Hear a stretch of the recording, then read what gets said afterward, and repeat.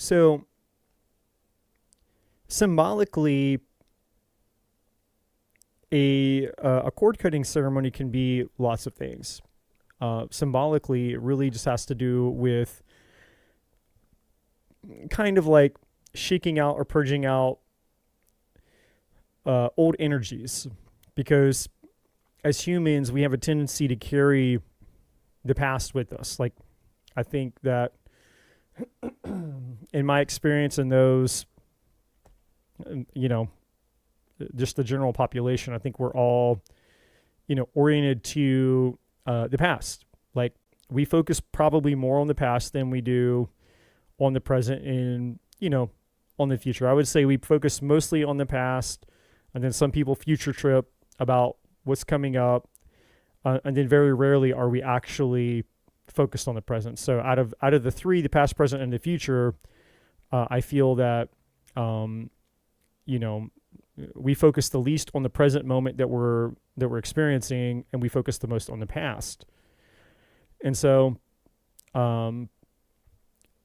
the purpose of tonight, the purpose of this cord coding ceremony, and I'll go over this again in just a moment once more people kind of hop in here, is to learn how to release energy that's no longer serving us, that we may be still attached to, that may be still attached to us. Because, without releasing that energy, then we're just going to carry it, with us into the next season and the next season and the next season and the next season. It's kind of like when I was a kid growing up, I had a friend who lived across the street from me, and when you're kids, you don't wear shoes, and so you just walk everywhere barefooted. And there was this one little section between my house and my friend's house where you just had to walk across it. Now, obviously, if I had been smart, I would have just worn my frickin' shoes, but I wasn't smart. I was, running out barefoot. And there was this one little spot. It was like a minefield. And it had those little stickers, those little sand spurs. And for the life of me, I would try to navigate getting through across from my yard. And then you have to go through the minefield, as I recall it, to get to their house. And it was just this one little section, but there's no other way around it. Like you had to walk through this section if you're going to get to their house. And so, inevitably I would try as carefully as I could. I would try to be very careful and take a step here and take a step there. And I was like was very aware of where I was stepping so that I wouldn't get, I wouldn't step on any of those stickers. But no matter how hard I tried, inevitably I would step on one of those damn stickers. And those little bastards hurt, man. And then once you step on one, it just throws it's like it throws the whole thing off. And so then you're just like, you kind of panic and you're like, oh my God, I got one. And then it hurts. And so then you inevitably you step somewhere else, because now you're not paying attention anymore. You're paying attention to the pain. You're not paying attention to where you step. And so then your other foot steps on one, and now you're fucked. And so, and so I would get these sand spurs, these stickers in my feet. And so then I would hobble over I'd make it through the sand spur landmine field, and then hobble over to the other side, and I'd sit down on the pavement. And then it was the hard part, because the stickers are like in your feet. And so, it goes against the grain of your humanity to cause yourself pain, And so I'm sitting there, and it's like, the only way that you're going to get these stickers out is if you grab it and you just yank it out. And it's just going to be a quick little burst of pain, but you can't, it's not a slow pull. You can't slowly pull these things out. And so, you'd have to psych yourself up. And of course you're a kid too. It's not like you're an adult where it's like, all right, whatever, pain is pain, whatever. You just reach down there and yank the thing, right?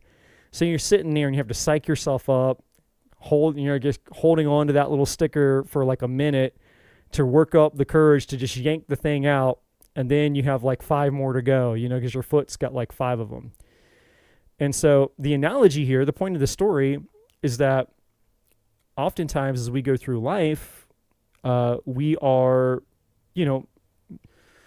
it's like our past represents all these places that we've walked, right? And so we have these stickers, we have those sand spurs in our feet, these little things from our past that are still attached to us, that are hurting us. And we may not be completely consciously aware of the fact that these little sand spurs from our past are still stuck in us. I mean, obviously some people are aware. Some of us know that we're still holding on to a grudge. We're still holding on to a lover. We're still holding on to a friend. We're still holding on to a betrayal, a loss, an infraction. Some of us are very aware of the things that we're holding on to from our past. And for some people, if we're brutally honest, some of us we hold on to them out of hope. Even if it's just something personal that we would never admit out loud or say out loud to anybody else, because we would be afraid to be judged, right? Because our friends, our family, or our children, or whoever's around us would be like, are you fucking kidding me? Like, you're still holding on to that? You're still holding to that person, that situation, that job, that thing, whatever, and usually if for most people, it's a relationship. Some toxic thing that even we ourselves, if we're honest, we know. It's like, yeah, that person was toxic, and I kind of know they're toxic, and we have this trauma bond thing. But again, if you're super honest and you're super real with yourself, you can admit the fact that deep down inside, you haven't let them go, and there's a part of you that doesn't want to let them go. And so you're carrying that sand spur, that sticker that's in your foot, like my story. You're carrying that thing with you, and it's a choice. Obviously, it's a choice that we have, right? We all have a choice and a decision about how life is going to turn out for us. The meaning of life, the stories and the meanings, the beliefs, everything. Like, we are the ones that create our reality. And it's a decision that we have that we have to make. It's a choice, and sometimes we choose not to look at it. Sometimes we choose to stay unconscious about it. And so it's kind of like that thing is just hanging out. It's just, it's like the sticker on our foot that's just, just along for the ride, so to speak. And so as we try to navigate and go forward in our life, that thing from our past that's still hurting us, it's not really serving us anything, or certainly not adding any value to our life. It's just there. It's along for the ride, and we're taking it with us. And there's a part of us that doesn't want to address it because there's a part of us that doesn't want to lose it. There's a part of us that's hopeful. There's a part of us that thought it would change, or he would change, or she would change, or the situation would change. There's a part of us that thought maybe if we gave it enough time, if we waited, that maybe something would happen. Maybe they would change their mind. Maybe they would become a better person, or the situation would be different. A, B, C, X, Y, Z. There's lots of things that we do as human beings that we're all guilty of, by the way, if we're honest, right? If we're really, really honest, then, we can all admit that we've been here before, at least once, if not even in the present moment. Now, the power and the beauty of the truth is that when we can embrace the truth, we get our power back, and the truth will set us free. But we can't live in denial. We can't bullshit ourselves, even if the thing that we're, semi in denial about, or the thing that we know when we're by ourselves is the truth. We don't want that truth maybe to be known with other people, but when we're by ourselves, we know it's our truth, is to get real with ourselves and to sit with it and just acknowledge the fact that it is what it is. And let's not bullshit ourselves and try to make it, into something that it's not. Let's not live in denial about the fact that, for example, if you're still holding on to something from your past that hasn't served you, it hasn't helped you, it hasn't benefited you, it's not adding any value to your life, it's not empowering you, but yet there's a part of you that's still holding on to it. And if you're really, really, really honest with yourself, there's a part of you that wants to hold on to it. right? There's a part of you that wants that thing. Even though you have all this evidence, you have all these experiences with that thing, with that person, whatever that thing or that person is, it's harmed you, it's taken from you, it's abused you, it hasn't served you it hasn't added any benefit or any value to your life. But yet, we're still holding on to it, right? And so the purpose of a cord cutting ceremony, which for those of you that are just joining on, I was just explaining kind of what's going to happen tonight. I spontaneously decided to come on here because I felt that I just felt led and guided. I did not have plans, just so all of you know. Tonight was not planned. Okay. I was out doing my things, kind of getting, ready for tomorrow. I have a New Year's party I'm going to go to. And as I was out and about, I just felt like, my higher self, my guides, whatever the forces out there that I communicate with, were like, hey, you should get online tonight, and you should do like a cord cutting type of ceremony thing. Like a guided meditation, a like releasing the past and paving way for the future thing. And so I kind of sat with it, and I was like, well, okay, I'm open to anything. What do what should I do? And so I got you ask and you receive. My guides gave me kind of like the concept of tonight. And so I'm here tonight, because there's many of you, myself included. And again, if we're all honest with ourselves, every single one of us has something from the past, whether it's the past year, meaning this past 2024, the past 2 years, 3 years, 4 years, 5 years, the past 10 years. And for some of you, even your lifetime, something all as far back as you can go. We all have something from our past that is attached to us, right? It's like my story, the sticker that's in the bottom of your foot, it's there, and we're carrying it with us, right?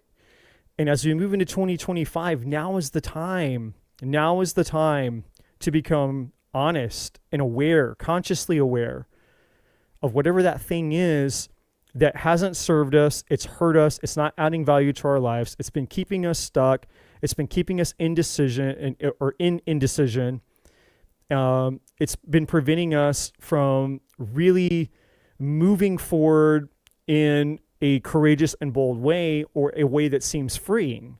Because, when you're always constantly having to look over your shoulder, or better yet, a better example is if you're driving in your car and you stare in the rear view mirror of your car, what's going to happen?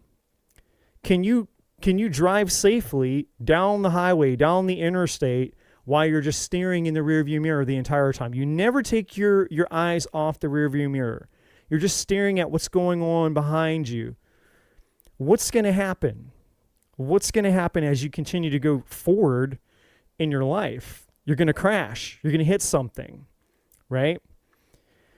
Because we can't drive our life, right? The vehicle of our life. We can't drive forward in the vehicle of our life looking in the rearview mirror. And even if we're just distracted, right? We don't have to just stare in the rearview mirror the whole time. But if every 5 seconds you're glancing up in the rearview mirror, things can still happen very quickly, even when you're driving. And even if you're a really safe and cautious driver and you're constantly looking up, well, you know what? You're still missing a lot of things. Like if let's say you're on a beautiful scenic drive, and the purpose of that road was to take you through some of the most beautiful places on earth, well, the purpose of you being on that highway and going through this beautiful drive is so that you can take in the beauty of everything around you. It would serve no point for you to take this beautiful scenic path, which is intended for you to see and absorb all this beauty around you, if all you're doing is looking in the rearview mirror and go, what's going on back there? What's going on back there? What's going on back there? What's going on back there? What's going on back there? right? And so our attachment to the past, every single one of us as human beings, every single one of us on some level is or has or will be wrestling with the attachment to the past, right? Every single one of us. It's just fundamentally part of being human. And the reason for this, just really quick, so we all understand why this is, okay, I'm just going to give you a little bit of psychology here. The reason that we're so obsessed with the past is because our brain, the purpose of our brain, your brain is wired for survival, not pleasure. The number one priority of your brain is to keep you safe, not to make you happy. Your brain doesn't care if you're happy. Your brain doesn't care if you're miserable. Your brain doesn't care if you find the soulmate, the love of your life, if you ever get out of debt, if you ever get a better job, if you ever get a better car, a better house, if you ever have the kids that you wanted, you ever have the family you wanted, right? If you ever get the health that you desire, your brain doesn't give two shits about any of that. All your brain cares about is, can I keep you safe and can I keep you comfortable? And for some people, because of a lot of different distortions, comfort and safety can look a lot like toxicity and trauma.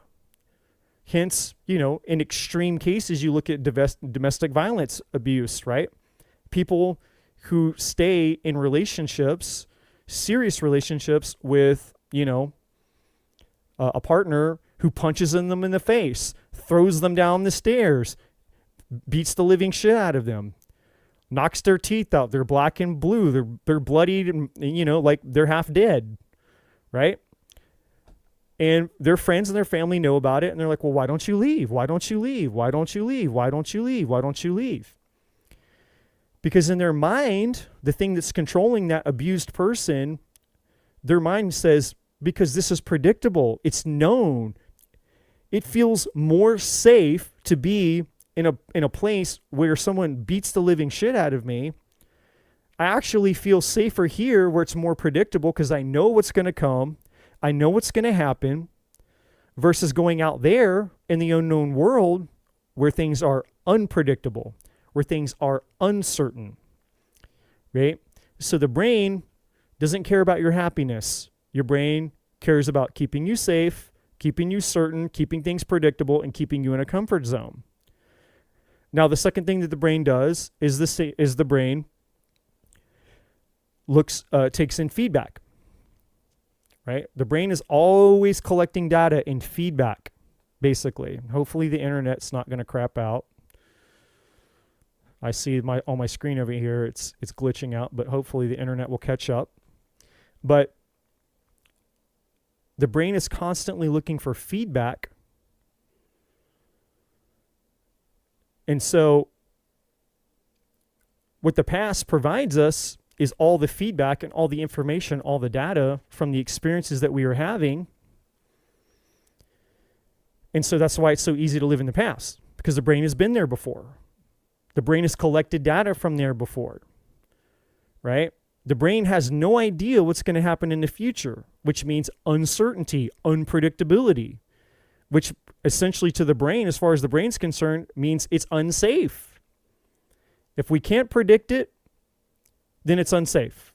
If it's uncertain, then it's unsafe. If it's not secure and we don't know what's going to happen, then it's unsafe. And the brain wants to keep you safe.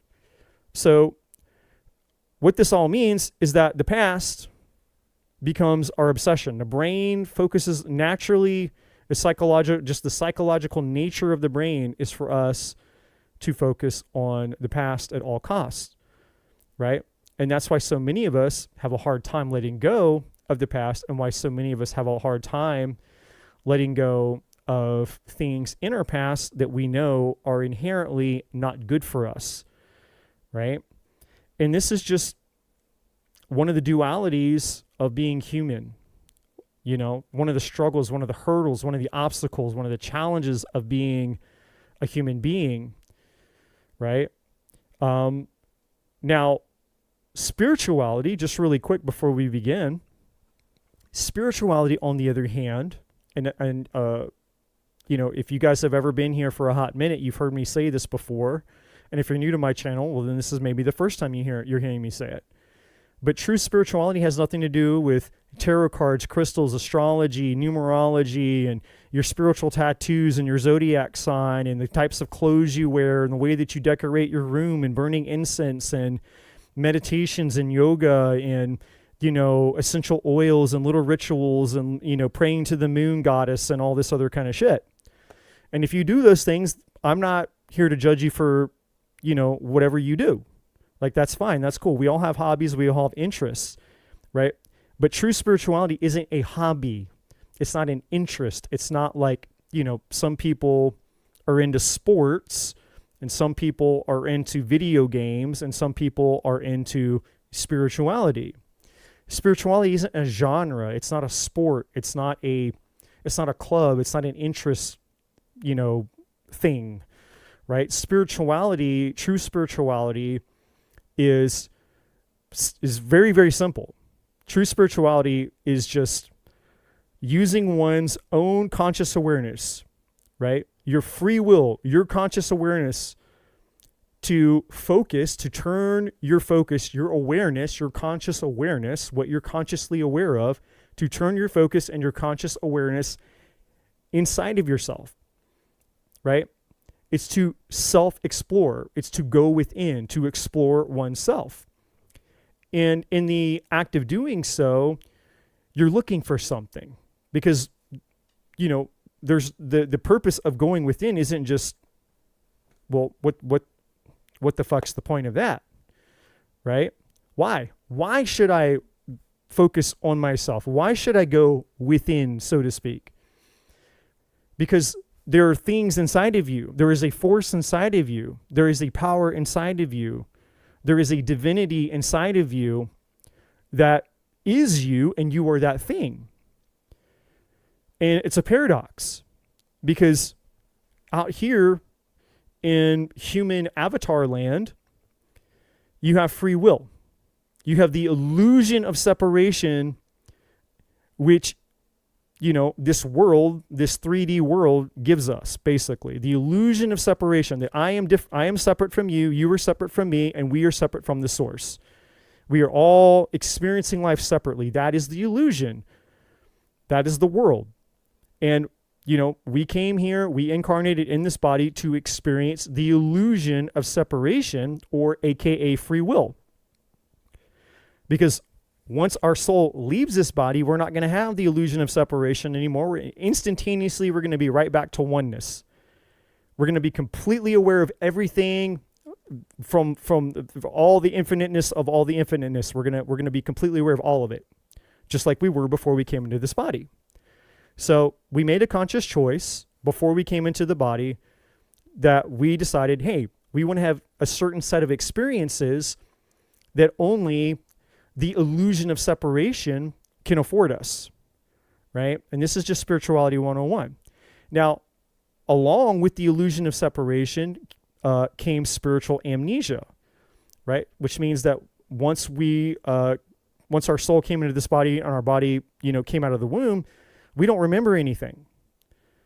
We're a clean slate. And with our free will choice, we get to decide and make up the meaning that we think that this thing called life is. It's up to us to decide what we think life is. We're the ones who get to choose and decide. That's part of having the experiences that we came to experience. Is free will, right?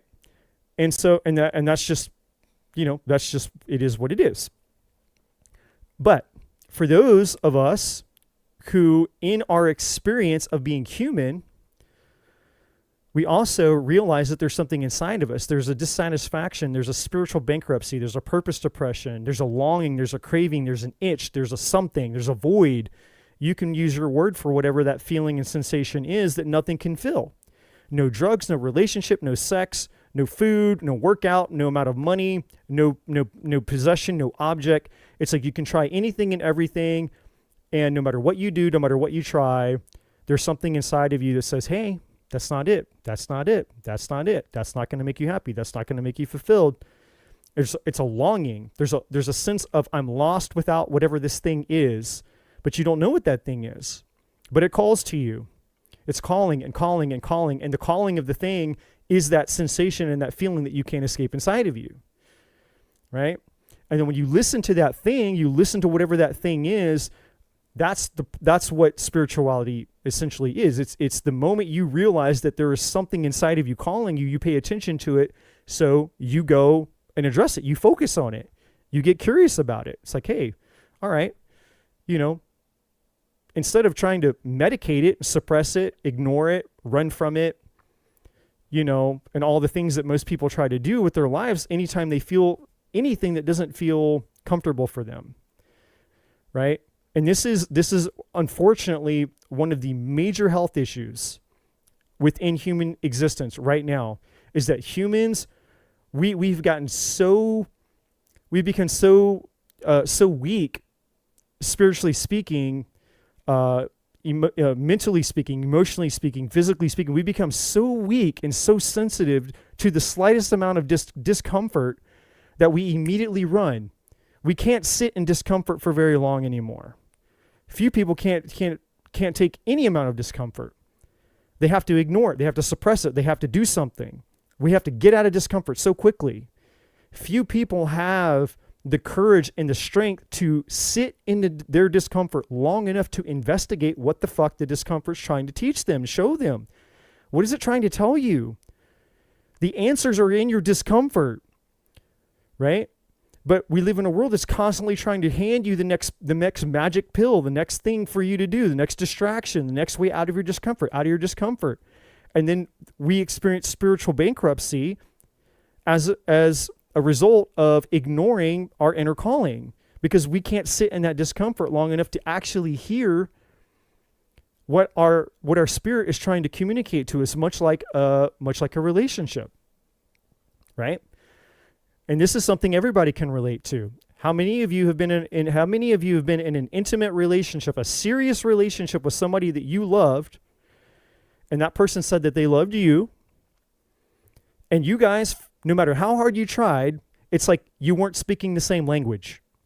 You thought you were communicating with them and telling them how you felt, and they thought they were communicating with you and telling you how they felt, and no matter how much you tried to communicate with them, tell them, explain to them, get through to them, you tried,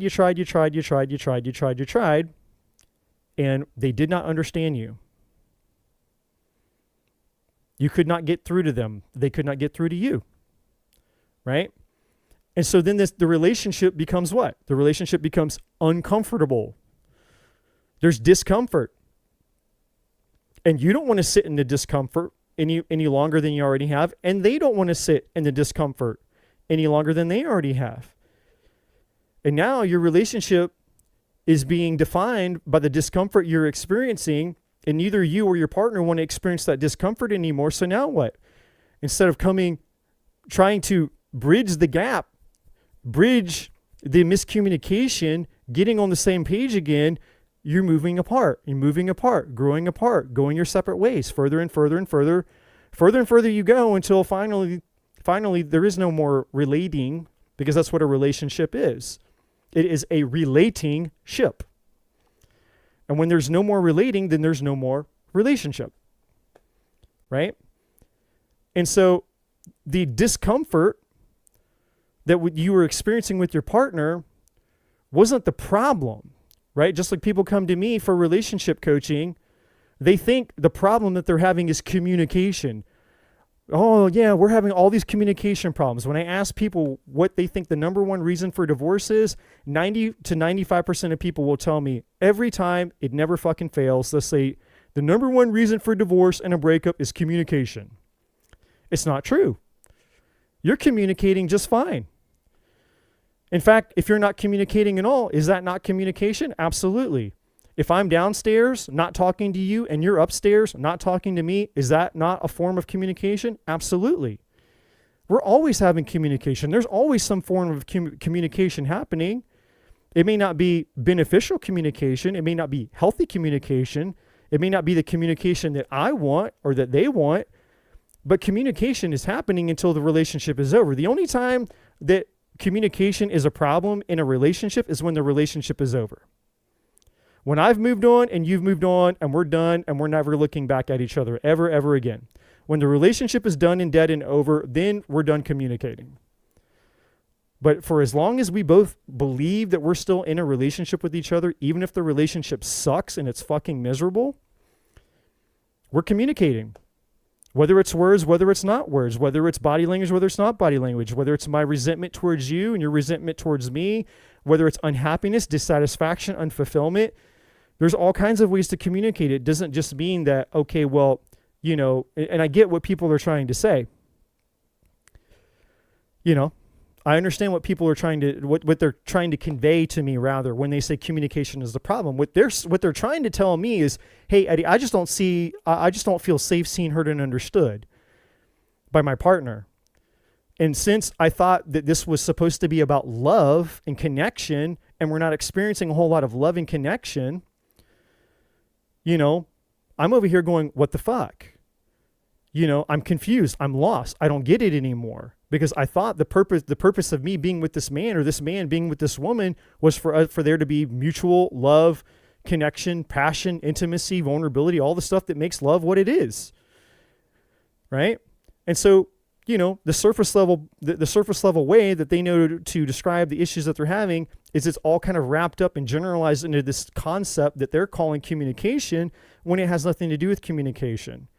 It has to do with, I'm actually just fucking hurting and I feel lost and I actually love this person and I want to maybe believe that they love me, but I don't know anymore because they don't treat me the way that I thought that somebody who would love me would treat me.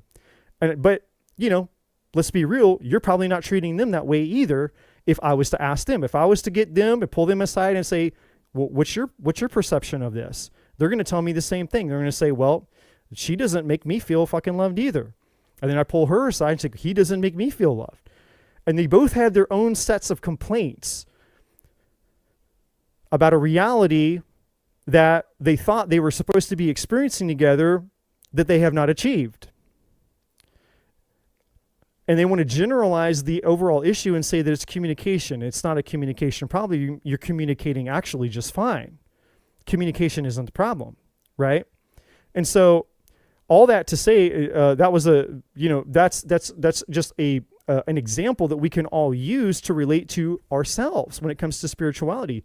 You have an intimate relation. You're supposed to be having an intimate relationship with yourself, your soul, your spirit, your truth, who you really are, not who you think you are, not who you've been programmed to be, not what the Matrix told you, not what your parents told you, not what religion told you, not what your past told you, not what your husband told you, not what your kids told you, not what your wife told you, not what your ex told you, not what your boss told you, not the fucking Matrix.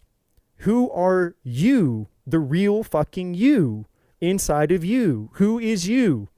Who are you? Have you ever sat with yourself to ask yourself that question? Who are you? Who am I? Who am I? Not your name.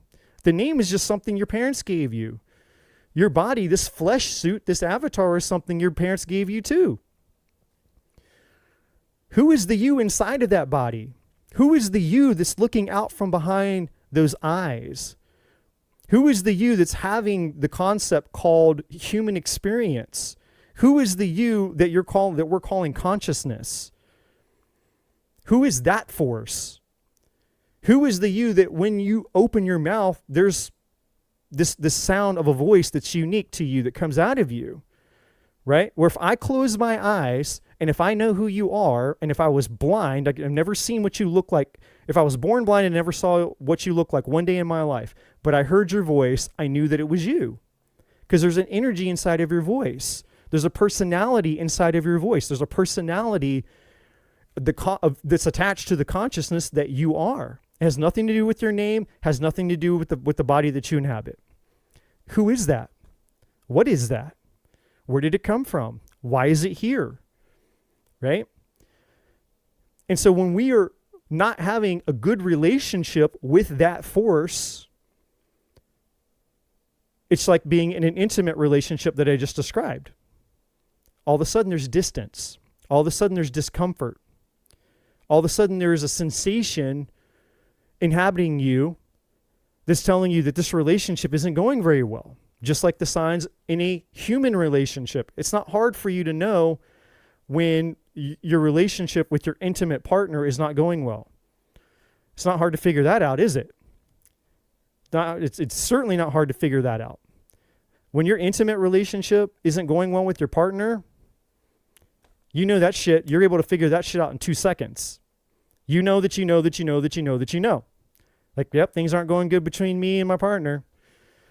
Well, how is it then that we can be so disconnected from ourselves and not realize that there's a part of us, a part of ourselves that we're supposed to be having an intimate relationship with also, that when we neglect that relationship, just like when you neglect a relationship with a human being or a child or a lover or a boss or a pet or anything, when you neglect a relationship with anything, guess what happens to that relationship? It eventually dies, right? It gets worse and worse and worse and worse and worse and worse until finally the relationship with that thing is damn near non-existent.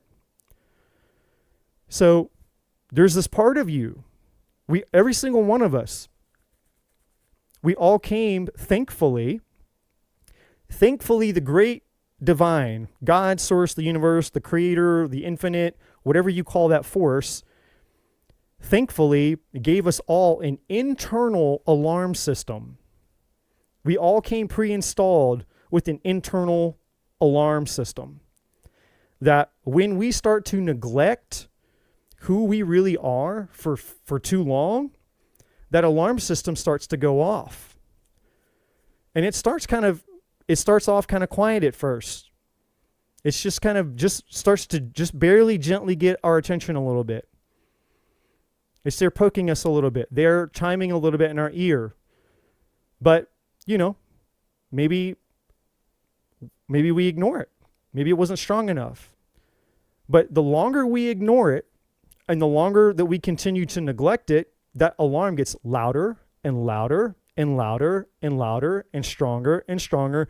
And then you end up in your life where for many people, what they call a midlife crisis isn't really even a midlife crisis. It's simply the fact that you've just neglected this spiritual relationship that you're meant to have with yourself for so fucking long that your soul is basically screaming at you at this point. Scratching, clawing, screaming, smacking the walls. It's basically, doing everything that it can to get you to pay attention to it. It's saying, hey, we're dying in here. We're dying inside. We're dying in here. Wake the fuck up. Pay attention. Stop paying attention out here. The answer's not out here. The answer's not over here in that relationship. Oh, I'm lonely, I'm lonely, I'm lonely. No, you're not lonely because you need a man or you need a woman or you need more dick or you need more vagina. That's not the fucking problem. The problem is that you need to come in here. I'm in here. That's what your soul is saying. Your soul is screaming at you saying, I'm in here. I'm in here. Not out here. No job, no money, no boob job, no facelift. No Botox, no amount of abs, no fast car, no big bank account. All the bullshit, all the bullshit, all the bullshit, all the bullshit.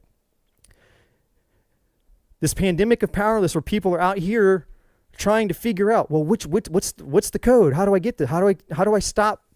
How do I turn this off? This alarm's going off inside of me. It's driving me crazy and I can't take it anymore. Right? And then it starts to manifest in all kinds of other ways. It'll manifest in disease. It'll manifest in autoimmune disease. It can manifest in cancers. Like it can start to overtake your health. It can manifest in all sorts of ways. It can manifest in toxic relationships. Like the universe has a million ways to get our fucking attention. Why are we not paying attention? Spirituality, true spirituality, my friends, is about us focusing, turning our attention to the thing inside of us that's screaming at us saying, I'm in here. We need to stop neglecting ourselves, our true selves. The problem isn't the problem. The problem isn't your relationship. It's not your husband. It's not this and it's not that. It's not your past. It's not the money. It's not that. That's not the problem. The problem is spiritual bankruptcy. That's the problem. The problem is we're not connected to the source within us, because if we were connected to the source within us, we'd be connected to our power. And when we're connected to our power, we're connected to our solutions. Because there's no such thing as a powerful person who never found a solution to any type of problem. You don't believe me? Look over the past in history. There's millions and millions and millions and millions of examples throughout human history that prove that this is true. You're not a fucking powerless being.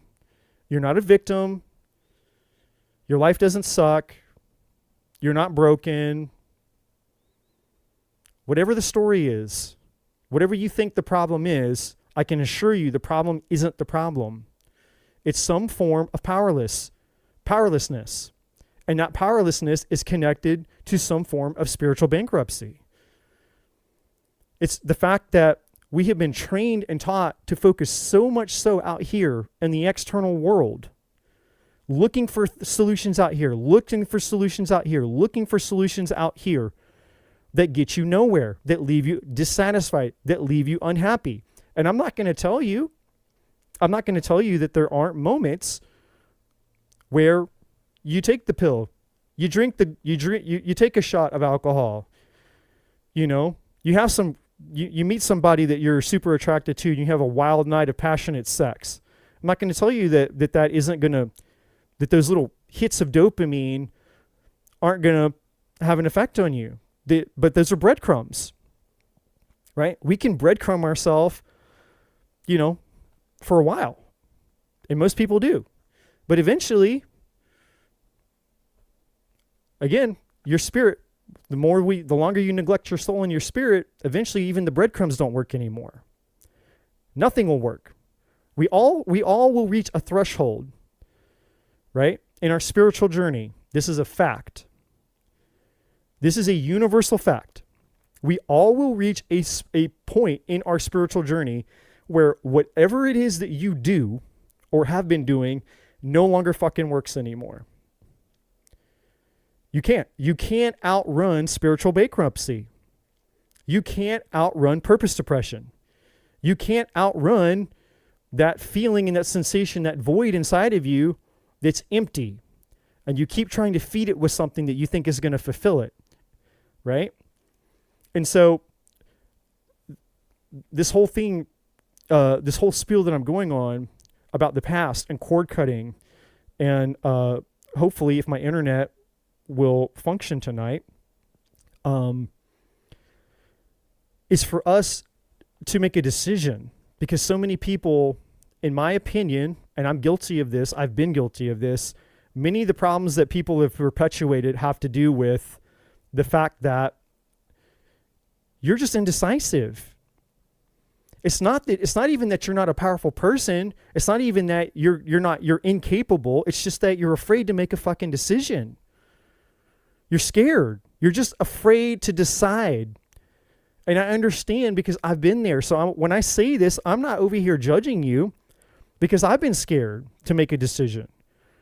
Right? That's anytime that you're learning something new, and it doesn't matter if you're learning it when you're 5 years old, you're 20 years old, you're 30 years old, or you're 70 years old. If it's your first time and it's new to you, it's new to you. You've never done it before. Right? And so there's a grace. There's a grace that comes with, hey, I've never done this before. And my nervous system is telling me I'm fucking scared. Right? And that's a truth. And I'm not here to diminish the human experience, nor am I here to pretend like, our being a human doesn't mean being a human. We feel shit. And this shit that we feel is scary. Our nervous system says, hey, I'm freaked the fuck out right now. I don't know what's going to happen. I'm anxious. I'm scared. I'm nervous. I'm frightened. I'm paralyzed, right? Whatever the sensation is. However, there's the flip side of the coin. Just because you have a feeling and just because your nervous system has a reaction to the uncertainty of something you've never done before doesn't mean that you can't overcome it. It doesn't mean that you've lost control. It doesn't mean that you don't have control, right? We all have the ability to make a decision, right? And there's actually a very famous verse in the good book, the Bible, right? I grew up in the church, so I'm very familiar with this, that says, be hot or be cold, or God will, but be not lukewarm, or else God will spit you out of his mouth. It's something to that nature. And it's kind of like a very exaggerated metaphor to simply say, like, look, make up your mind. Make up your mind, right? Be hot or be cold. But don't try to hang out here on the fence in the land of indecision, right? Because that's the no man's land. That's where hell is. That's where suffering is. Do or do not. There is no try. Master Yoda, right? There's another verse in the Bible, I think it's in James, it says, a double-minded man goes and looks in the mirror, looks at himself in the mirror, and then when he or she walks away from the mirror, they forget what they look like.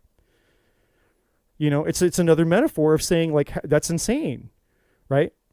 Going in, walking up to a mirror, oh, okay, there I am, and then you turn around and then you forget what you look like.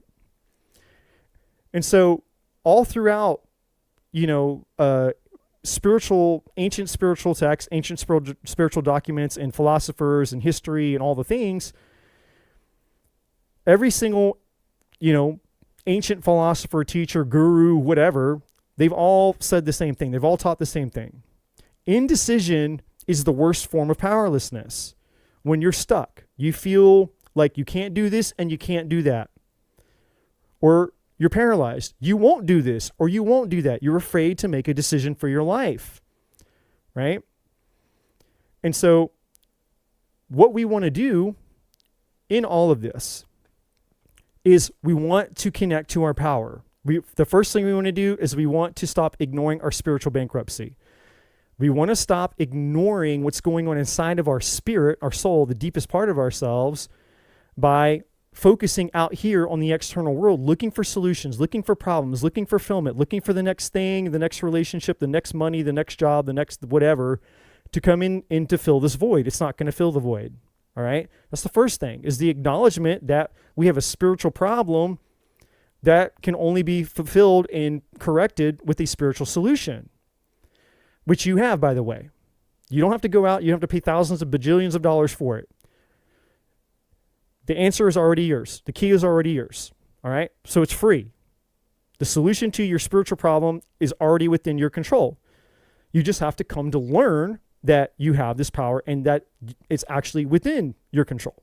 That's the first thing. The second thing is, as you move forward into 2025, because the definition of insanity is doing the same thing for another year and expecting a different result. Let's not do that. Let's not do this anymore. Let's stop the insanity. You do not have to live. There's not a single person here that has to live the same fucking year all over again. There's no reason for it. You do not have to do it. I promise you. Whatever your year was in 2024, 23, 22, 21, 20, 1981, doesn't fucking matter. Any year behind you, including this one, you do not have to repeat it ever again. You have a choice, right? But again, you have to take control of your power and make a choice and make a decision to say, hey, come hell or high water, 2025 is not going to be 2024, right? You have to know when and how and when and where and how to draw a line in the sand for yourself. And then you have to fucking mean it. Just like with me.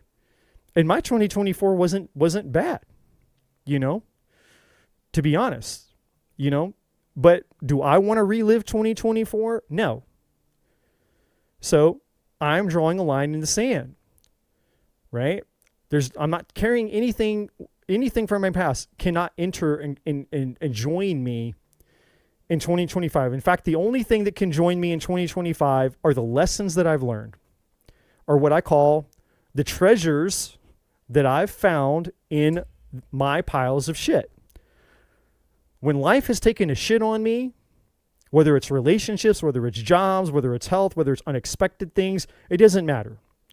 Anytime life has taken a big fat shit on me, well, I went in there, nasty, stinky, smelly, huge pile of shit. I jumped right in that motherfucker. Reached in there and grabbed that damn treasure. Where are you, treasure?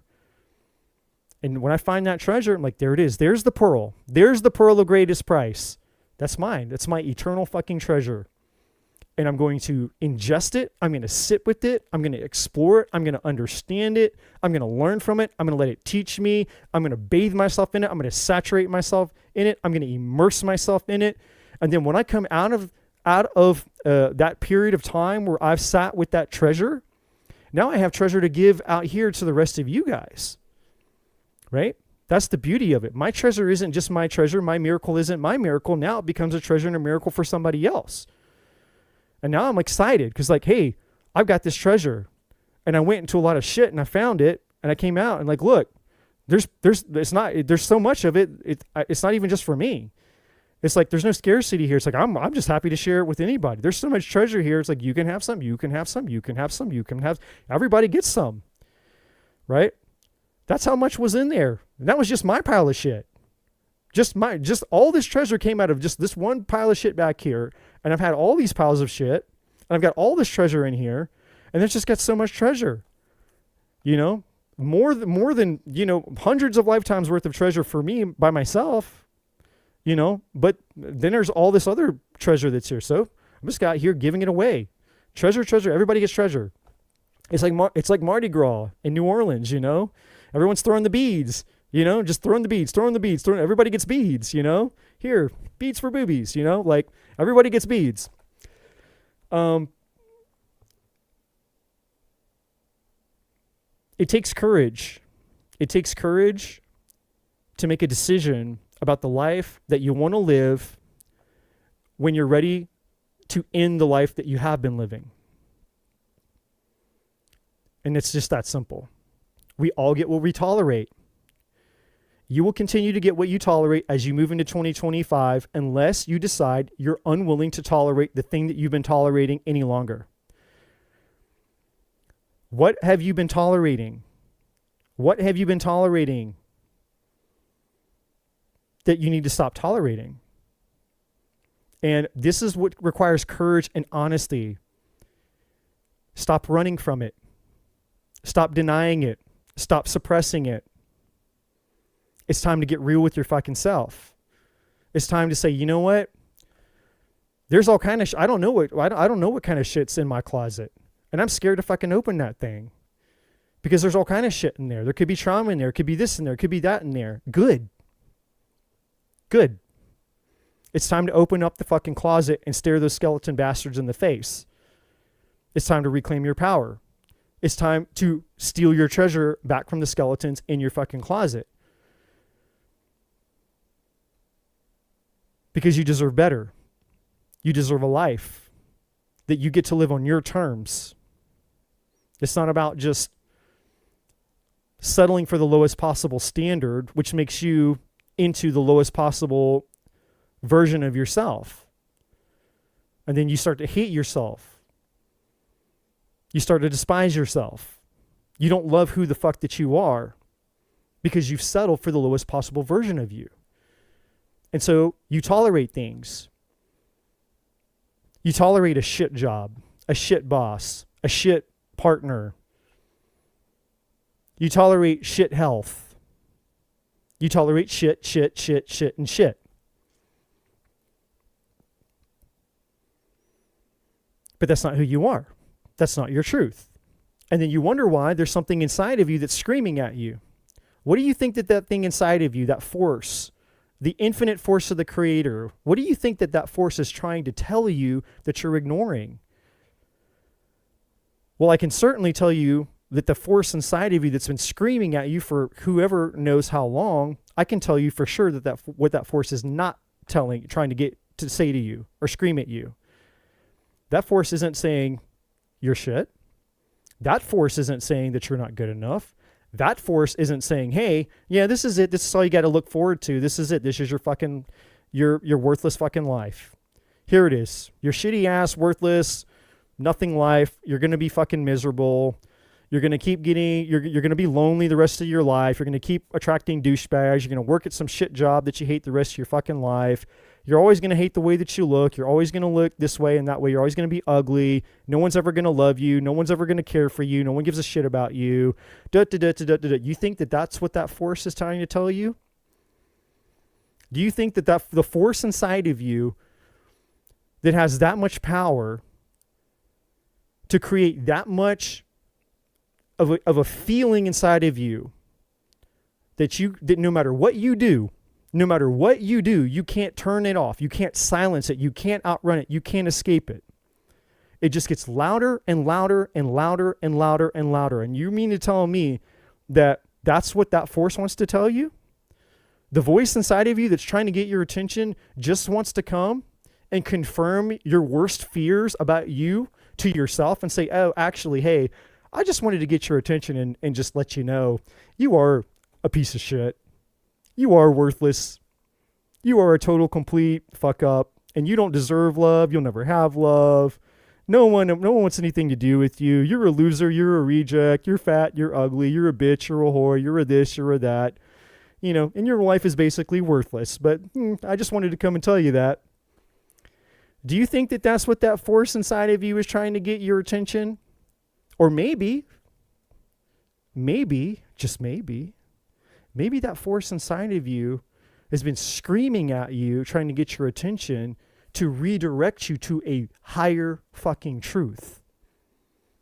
That maybe you are good enough. Maybe you are worthy of love.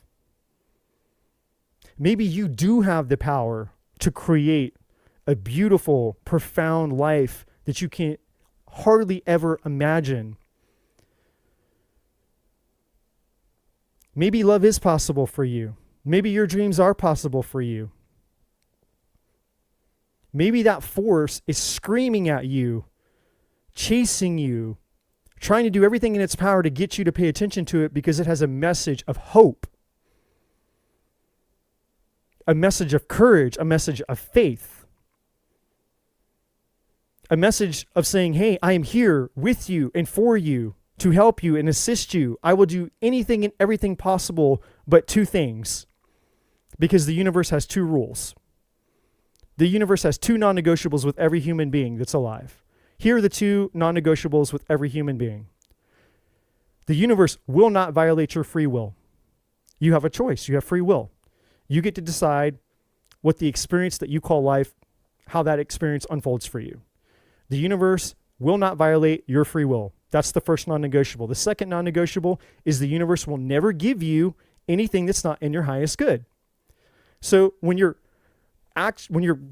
desperate for your toxic past person, you're desperate for this toxic situation, and you won't give up this thing. You won't let go of that thing. You want to stay in your addiction. You want to stay over here in that thing, right? The universe is like, well, that's not in your highest good, so I can't participate in the things that you're using your free will, which I'm not going to violate, to be a part of. But when you use your free will and say, hey, I want something else because I'm tired of the addictions, I'm tired of the toxic relationships, I'm tired of taking a shit on myself, I'm tired of believing that I'm a piece of shit, I'm tired of living this unhappy, unfulfilled life, this miserable life that I'm living again and again and again. I'm tired of doing the same thing and expecting a different result. I don't want to live another 2024 or a 23 or a 22 or a 21 or a 2020 or a 19, 18, 17 or a 1981. It doesn't fucking matter. I don't want to live it anymore. I'm sick and tired that I'm sick and tired, and I want my fucking 2025 to be the year that it all transformed, it all changed, where I drew a line in the fucking sand and I said, no fucking more. No more. No more. And when you demand that of yourself from using your own free will, when you demand that of yourself, the universe goes, okay, now we're on to something. Now we're on to something, because they mean it. They mean it. They want what's in their highest good now. And the minute that you choose what's in your highest good, the universe is right there. Like, okay, boom, into action. The universe is springing into action to start to bring together all the things that are in your highest good. And guess what's in your highest good? The desires of your heart. And I don't mean the ways that you've been trying to meet the desires of your heart by grabbing for the low-hanging fruit because you haven't been believing in yourself, because you believe that you're a fuck up and you're a reject and you're this and you're that and all the other things. Right? But the things that are actually in your highest good, the desires you want love, that's in your highest good. There's a desire inside of you for love. There's a desire inside of you for passion. There's a desire inside of you for abundance, whether it's money, whether it's career, whether it's success, whether it's creativity, whether it's whatever that thing is inside of you. That desire you have is in your highest good, right? But you still have the free will choice to decide how you're going to try to go about getting and fulfilling those desires. Well, if you want to partner and collaborate with the universe, then the universe is more than happy and willing to partner and collaborate with you. Again, with one exception. The only non-negotiable is you have to be willing to collaborate with the universe for the things that are in your highest good. You can't keep holding on to these toxic things, these toxic attachments, these toxic ways, your own toxic self-beliefs, your own toxic patterns, the way that you beat yourself up. You have to be willing to let go of things, and you have to be willing to make a decision. Indecision will paralyze you. Indecision is the cancer of the soul. That's what fear is a form of indecision. Indecision is a form of fear. They both coexist. Fear is soul cancer. The more that you live in fear, the more that you have soul cancer.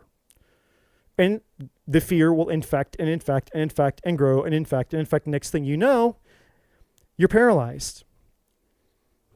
You're spiritually stunted. You're spiritually disconnected. You're spiritually cut off. Right? You're spiritually bankrupt. You're purpose depressed.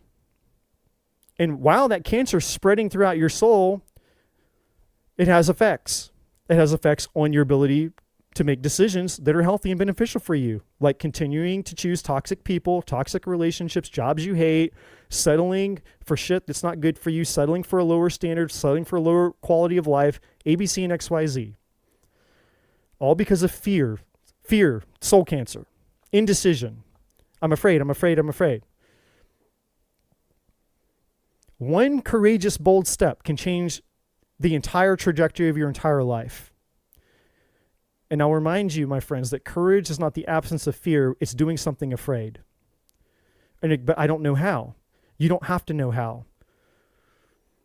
That's where your spirit, that's what your higher self, the soul inside of you, the spirit inside of you has literally enabled you to do things that your entire life that you didn't know how you were going to do them. And yet here you are and you've done them. It's bullshit. It's a lie. Don't tell me you haven't done things that you absolutely, for the entirety of your life, you always knew ahead of time, every fucking decision that you were going to make.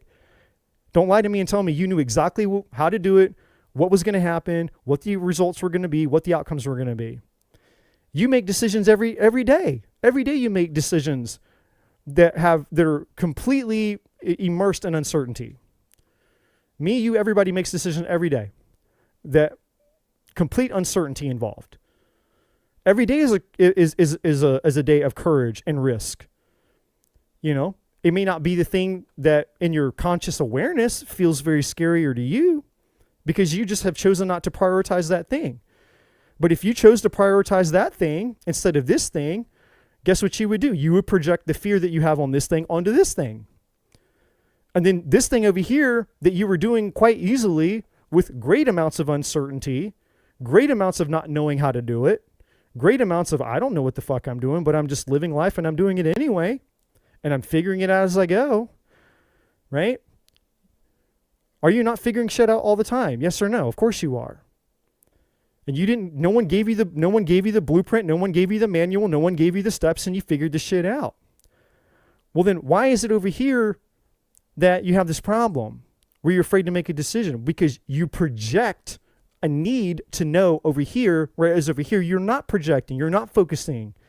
Over here, you're completely fine, just going with the flow, letting it be what it is, experimenting, taking the risk, living the unpredictable. I don't need to know how. I'll figure out the how. I'm just going with life, right?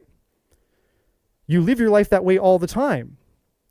But when it comes to the thing that you focus on, that you're projecting your fear onto, now all of a sudden it's like, no, I got to know how. I got to know how to do it. And I won't do anything. I'm not going to take any steps. I'm not going to take any action. I'm not going to do shit until I know the fucking how. Your brain's tricking you because you do things all the time without knowing the how. You literally live your life every day not knowing the how. You're learning shit all the time not knowing the how, and you figure the how out. That's the process of life. It's you just figuring it out. For the most part, most of life is you're figuring it out as you go. Right?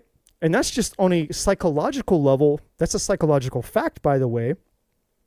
But it leaves, it's ignoring the fact that you actually have something greater, a force, the infinite force of everything that's actually there assisting you behind the scenes. Right? And so when we start to acknowledge our relationship to the divine, which is what true spirituality is about, now how empowered are you? Now I don't have to worry about the how, because I can lean on my spiritual guidance, my spiritual assistance to show me the how. And sometimes they don't show me the how the way that I want them to show me the how, or at least the way that my brain or my ego thinks that it needs to be shown. And I've learned that lesson. I'm like, hey, you know what? I don't fucking know how. I have no idea. But I ask my guides, my force of spiritual, whoever they are, whatever that thing is for me. I'm like, hey, I don't know. I don't have a clue what I'm doing here. I don't know the how, but I want your help, right? I need your assistance. I know, I can sense it. I can feel it inside of me. I know that there's something here. And the reason, just by the way, I'm here with you guys literally right now as a result of everything that I'm saying. I did not plan this. I did not get on here. Tonight was not there was no part of me when I woke up today that said, hey, I want to go live and I want to do something. Zero. No part of me tonight. No. Zero. No part of me. I was out doing my things, getting ready for tomorrow night for my New Year's party. And I felt inside of me, I felt my guides telling me, hey, you need to get on tonight, because there's people that need to cut a cord with their past. They need to draw a line in the sand. They need guidance. There are people that are desperate for something new going into 2025 than what they've been getting in 24, 23, 22, 21, 1981. And I have a non-negotiable with myself that I made 2 years ago, on New Year's, by the way. I made a powerful decision 2 years ago that I would never betray my calling ever again. I would answer the call. I am here. I am on call 24/7, 365 a year. That's what I am. Like an EMT, a paramedic, whatever, what have you. I am on call. That's my job. For the universe, God, source, universe, my spirit guides. I am on call. That's why I'm here. And I got called to work today. I wasn't planning on being at work today. And not that I consider this work, but I'm just using a metaphor here.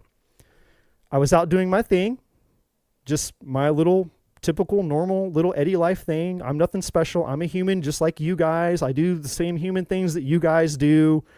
I put my clothes on the same way. I go to the store and buy, I shop the same way you shop. I spend the same time. I'm just a normal fucking human being like you guys are. And I go do the same kinds of shit that you guys do, And I'm out just doing my normal thing. And I got called to work. The universe says, hey, my little pager went off and said, hey, we need you to come into work today. Okay. I'm ready. Doesn't matter when. Doesn't matter if I feel like it. Doesn't matter if I don't feel like it. Doesn't matter if I'm sick. Doesn't matter if I'm not sick. When the universe calls me, I made a decision 2 years ago that I will answer the call no matter what.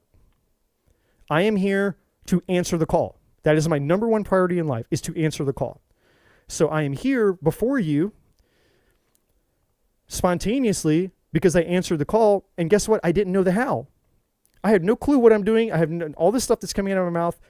There's no plan. There was no agenda. All I knew is that, hey, I was given a little bit of an idea and I'm just kind of going with it, but I have no clue. It's just like I'm flying by the seat of my pants, not knowing the how, but I'm submitting myself to doing it anyways because I'm not concerned with the how. The how is going to come. The how will unfold. It's not up to me. I'm not here to interfere with whatever the universe wants to do in this moment. And the more that you guys out there can learn how to let go of the need to know how you're going to do the things that you think that you need to do to change the life or the things about your life that you would like to be changed, and learn to collaborate and trust with the divine force that's been inside of you, that's screaming at you, saying, hey, you know, come have a relationship with me so that we can get on the same page, so that you can learn me, learn the way that I communicate with you. You can learn to trust me and know that I'm not going to fuck you over, that I'm not going to send you off on some wild goose chase that's going to blow up your fucking life because you need so much certainty because you program your mind to need said certainty, right? Because you've been living in the matrix your whole life. And so now you're having to relearn how to exist in a world that's programmed you to be a certain way, to be a non-spiritual person, disconnected from your source. When other spirits like, well, get connected to your source and I'll teach you how to be a spiritual, powerful fucking person, to learn to be disconnected from the matrix. And then the more that you learn to have that relationship with that force, the more empowered and the more free you become. And then you don't need the certainty. You don't need all the bullshit. And now you don't have anxiety. You don't have depression. You're fucking, you wake up and you're fulfilled and you're happy and you have no clue. You don't need to know anymore. And guess what? Now your standards are high. Guess what? Now your vibration is high. Guess what? Now you can see clearly the red flags, the toxicity, and all the bullshit of all the things that you had allowed yourself to be a part in the past, and you see it fucking clearly. You see the infection, all of it, the infection that all of it was and is, and the way that it affected your life, and now you don't want to have anything to do with it. So now it's easy to say no to it. It's easy to say no to it. What force was holding your hand in the midst of all of that? The power inside of you, the divine, right? And so then, guess what? Now that you have no fucking appetite for the shit that you know, for just shit, we'll just leave it at that. Now that you don't have an appetite for shit, all the shit in your past that made you feel like shit, that made you believe that you were a piece of shit, guess what? You have an appetite for the things that were in your highest good, which are actually the very things that the universe wants to give you, because the universe can't give you anything that's not in your highest good. And so instantaneously, now you're on a mission with your divine force, like plowing forward in life on this badass spiritual mission that's very fucking fulfilling. And guess what? You don't even have to know the how, because your GPS system is the divine. All you have to do is just be willing to take a step and say, hey, this is fun shit.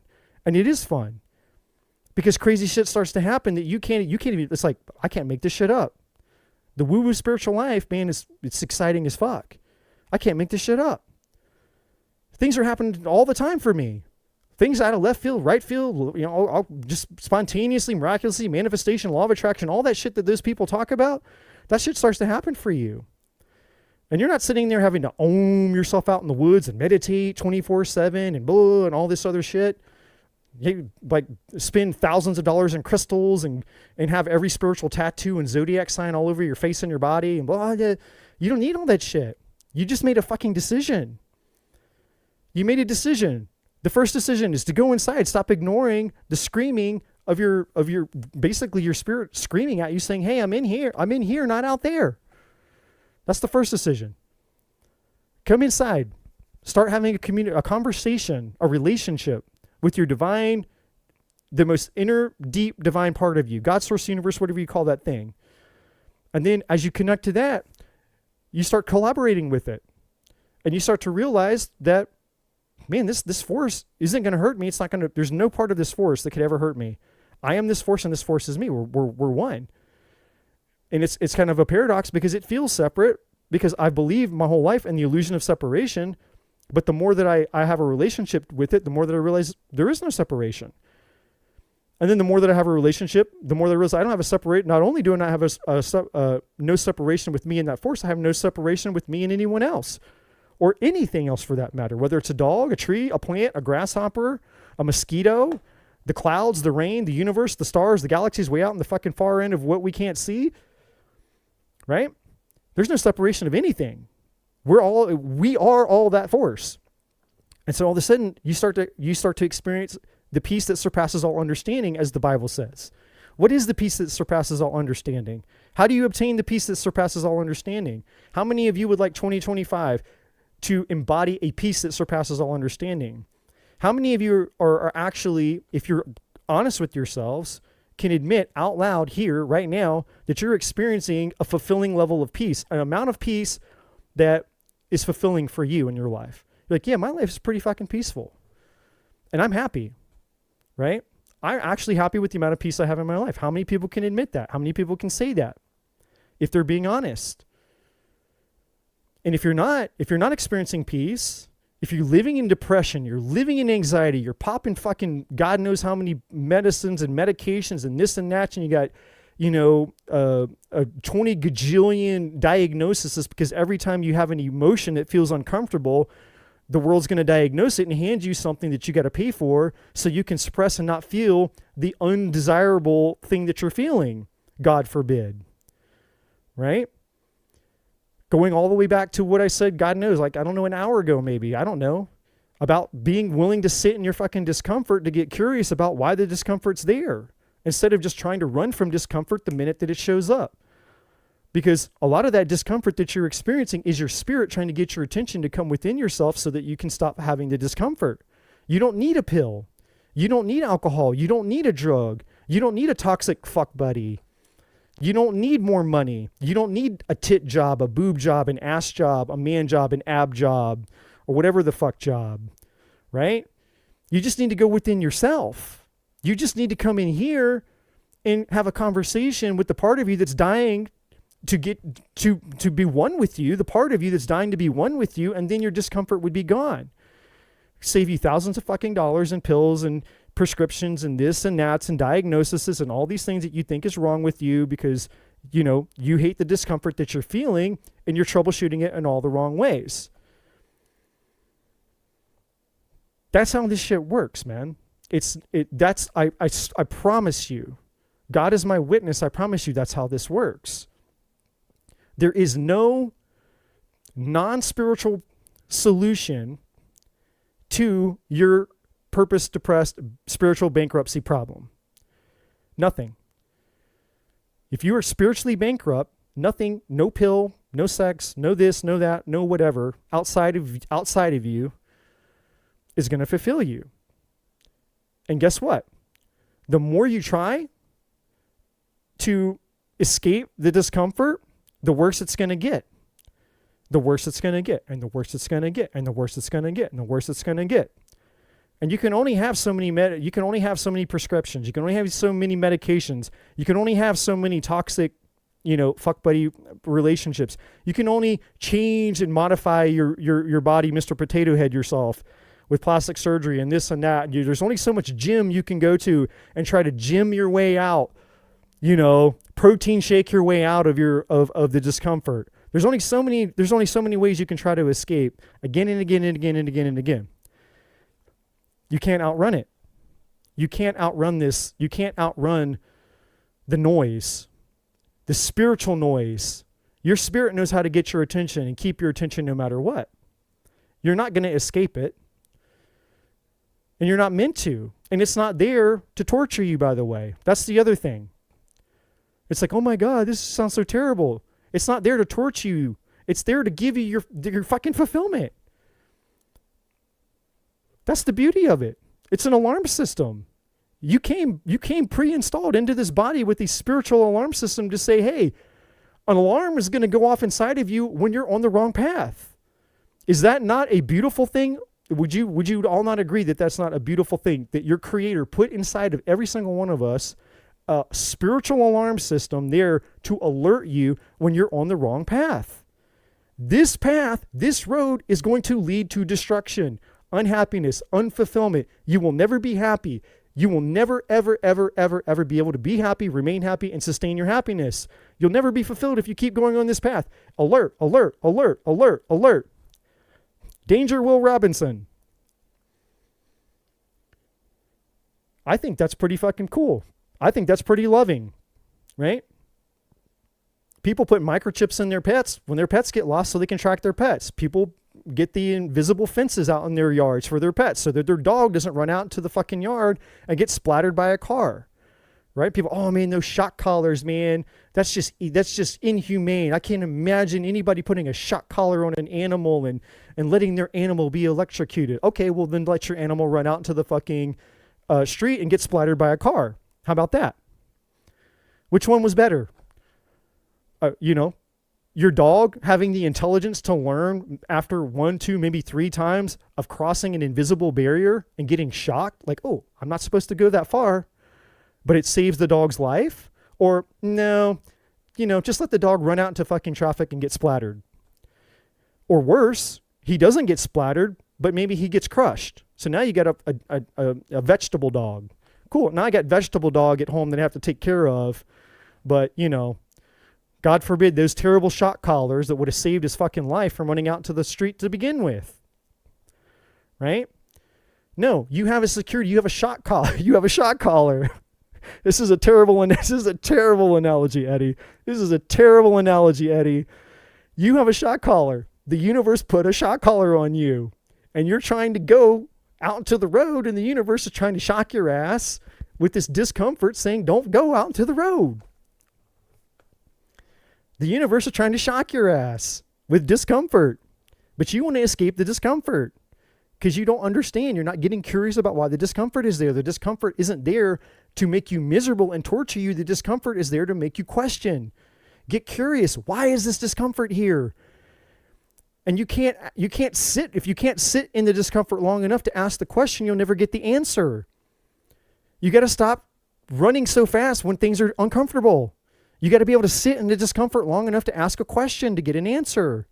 But it's got to be the right question. Because when we ask better questions, we get better fucking answers. Right? It can't be just how do I get out of this? How do I get rid of the discomfort? That's not the right question. The right question isn't how to get rid of the discomfort. The right question is, what are you trying to tell me? What do I need to know? What do I need to learn? Who do I need to become? What do I need to give? What do I need to let go of? Right? What are you trying to tell me? Not how to turn it off. That's the wrong question. You ask the right question, you will get an answer. It is a spiritual divine truth. Ask and you shall receive. Seek and you shall find. Knock and the door will be opened unto you. Now, that's a reference from the Bible. Jesus Christ, the Messiah, the Lord, the Savior of all that is. He's the one who said that. It's the red words in the Bible, and the red words are the important ones in the Bible. And what's interesting about that specific, those specific verses in the Bible, those verbs are repetitive, meaning when you ask, you keep asking. You don't ask just one time. It means keep doing it over and over and over and over again. Keep asking and asking and asking and asking, and it will be given. It didn't say when it'll be given, but it said it will be given. And so until it's given, the implication is you keep asking until you get the thing that you're asking for. That's what that verse actually means in the Bible. The same thing with seek. You keep seeking, you keep looking and looking and looking and looking and looking and looking and looking until you find it. You don't stop looking until you find it. And if you haven't found it, then you're not supposed to stop looking. The same thing with knocking. Keep knocking and knocking and knocking and knocking and knocking and knocking until the door opens. Keep knocking. And if, you're not supposed to stop knocking until the door opens. It's a continual, those words in the Bible mean to repeat, to keep doing and doing and doing and doing until you get the result. Right? And that's a spiritual lesson about sitting in our discomfort. You're supposed to sit in that spiritual discomfort and ask the right questions until you get the answer, until you find the clue, until the door is open to you. Right? And so all of this has come to you tonight because there are many of you, I wouldn't be here if there wasn't at least one of you. Okay? I'm staring into this little black hole of a dot inside of this iPad, which is my camera. And I'm unaware of anything else that's going on right now other than the fact that I am being hijacked right now by a spiritual force, which I'm allowing, because like I said, I made a decision. I would never betray my call. I am on call, and I'm allowing the spiritual force to work through me to send a message to at least somebody, because this wouldn't be happening if there wasn't at least one person out there in YouTube land that needed to hear this. So at least one of you out there, at the very least, one of you needs to hear this. And the reason that you need to hear this is because you're sick and tired of being sick and tired. You've reached your threshold. You may not be consciously aware of it. Maybe you are, maybe you're not. I don't know. I'm not you. But you have reached your threshold. You do not want to live 2020. You do not want a repeat of 2024 going into 2025. Or maybe a 23, a 22. However long this season has been for you, where your life has been a shit show, however long of a season it's been for you, where your life has been a shit show. You're sick and tired of the shit show. You're sick and tired of being sick and tired. And this is your chance. This is right here, right now, not tomorrow, not on New Year's Day, not 5 months from now. Now. Now is the time. Now is all that we have. Yesterday is gone. 5 minutes is gone. Tomorrow isn't here yet. 5 minutes ahead in the future isn't here yet. Right here, right now is all that there is. And now is the time to decide. Will you stop ignoring the call of your soul, your spiritual bankruptcy, the alarm system going out inside of you, screaming at you, hey, I'm in here, I'm not out there, I'm in here, I'm not out there, I'm in here, I'm not out there. You're not going to find me out there and all the things. I'm in here. You want your happiness, you want your fulfillment, you want your power back, you want your life back, you want things to change, come in here. Come talk to me. I am me. I am, and the I am that's in you is you. That force that's speaking to you. I am you. You are me. And we are we. You and that force. It's not about me. This has nothing to do with me. This has nothing to do with anybody else. This is between you and the force inside of you. Now is the time.